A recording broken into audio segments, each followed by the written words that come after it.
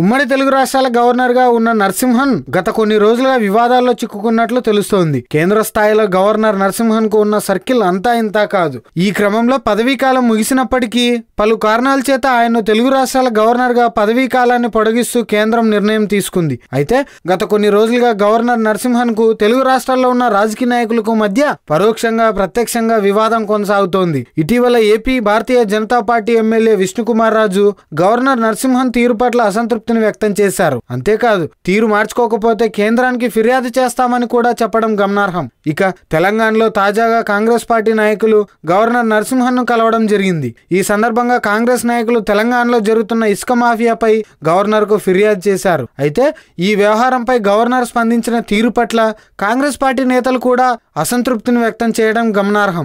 ఈ క్రమంలో తెలంగాణలో అధికార టీఆర్ఎస్ పార్టీకి సహకరిస్తున్నారని, అదేవిధంగా ఏపీలో అధికార పార్టీకి సహకరించడం లేదనే ఆరోపణలు గవర్నర్ నరసింహన్పై బలంగా వినిపిస్తున్నాయి. బాధ్యతాయుతమైన గవర్నర్ పదవిలో ఉండి ఇలా వ్యవహరించడం ఏంటని పలువురు రాజకీయ నాయకులు మండిపడుతున్నారు. ఈ వీడియో మీకు నచ్చినట్లయితే లైక్ చేయండి, షేర్ చేయండి. మరిన్ని అప్డేట్స్ కోసం మా జనహితం టీవీని సబ్స్క్రైబ్ చేయడం మాత్రం మర్చిపోకండి.